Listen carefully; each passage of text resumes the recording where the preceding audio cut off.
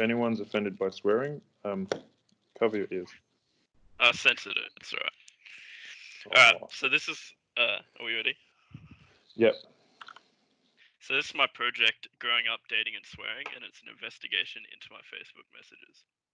So with this project, I wanted to first see whether I could see an increase in the amount I swear since getting a job in construction last year.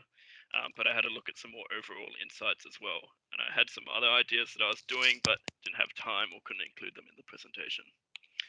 So it's important to note with Messenger that it counts all messages sent through my inbox, but they might not be directed at me. So first, how many people do I message? So if we print out the number of individuals that have sent a message to me, you get 1,880. So you're probably saying, gee, John, you're popular and you have a lot of friends. But if we look at my Facebook, you can see I have a mere 800 friends. So that was my first observation. Over 1,000 messages have been sent by strangers to me. And that's probably due to the number of group chats I'm in where I'm discussing courses and degrees. So how about my best friends? I graph the total number of messages per individual and output the top 50. So you can see the first one is me, and I'm almost at 250,000 messages over the 10 years I've been on Facebook. And then we have a girl that I've called Annabelle, which we'll get to later. And then from there, it drops off dramatically until it's almost at 0 by the 50th person. So you can see that I message a few people a lot, but really, majority of my friends list, I don't message that much. So I made a box plot that excludes those outliers, and you can see majority of people send around 38 to 2 messages to me, and consistently about 85 is the maximum per person. So in summary, I don't talk to a lot of my friends, but when I do, I talk to them a lot. And if you want to be in the top 1% of my friends, you got to send at least 3,882.42 messages to me. So how about when do I message people? I first wanted to look at the date that the most messages were sent by anyone. And in the top 20 graph here, you can see they're all around between 2015 and 2017. And on the 9th of October, almost 3,000 messages were sent. So what happened on that date? Well, I had to Google this, and I found out that Selena Gomez had released her second album on that date. But funnily enough, I'm not that much of a fan, so I looked at the content of the messages, and I was organizing my Year 10 formal with my friends. So here's the number of messages sent per year across all senders. You can see it it rapidly rises from 2014 to 2016, and then gradually decreases to 2020. So I wanted to explain this graph, and I couldn't really work it out until I reflected on my dating life. So if you remember that girl, Annabelle, that was the second most messaged person, I met her in 2014. We started flirting in 2015. We started dating in 2016, and then it started going downhill from there when we finished school, moved in with each other, I started full-time work, and then we broke up this year. So how about my active hours? Here's what time of day I like to message at. So these are my first 2 years at uni, 2018 and 2019. You can see in first year, I woke up late in the day, then would message all the way in the night and not sleep until almost 2 a.m. roughly. Then last year when I got a job, I would wake up earlier, message less generally, and then go to bed before midnight. So how about my high school years?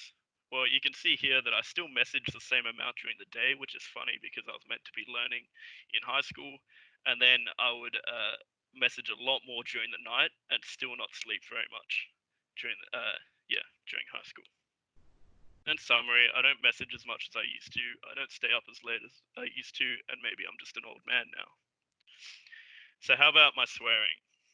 So I checked the content of my words against a data set of words banned by Google, and you can see that I've sent over 8,500 swear words, which constitutes about 3.7% of all of messages I've sent. So here are my top 10 swear words. You can see here that majority of them are just a variation of the F word with a few shits, and boob is quite high ranked for some reason. I won't get into that. So yeah, majority of them are a variation on the F word. So I plotted this with red showing F word variations to show the majority of the time I'm just saying fuck. So here's the number of swear words I've used per year. it correlates generally with the amount of words I've sent during that year. So I went ahead and normalized this one. You can see that in 2012, I was sending over 80 messages per 80 swear words per 1,000 messages, and so I probably thought I was a really cool 13-year-old. And so you can also see that there's an uptick this year, and so it generally supports my hypothesis that I've increased swearing since getting a job in construction. So how about swears per hour? So again, it correlates most with my active hours, and if we normalize this one, you can see that I swear most at 1 a.m. or 4 a.m.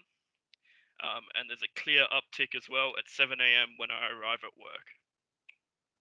So in summary, I swore most as an edgy year 7 kid trying to be cool. I swear most late at night when I'm grumpy or doing an assignment. I swear when I arrive at work, and I have increased my swearing since joining the construction industry. So thank you for listening. Excellent. Could you very briefly talk about what you meant about the "let's call it Annabelle" thing? Because I think you didn't mention the anonymization that went on there.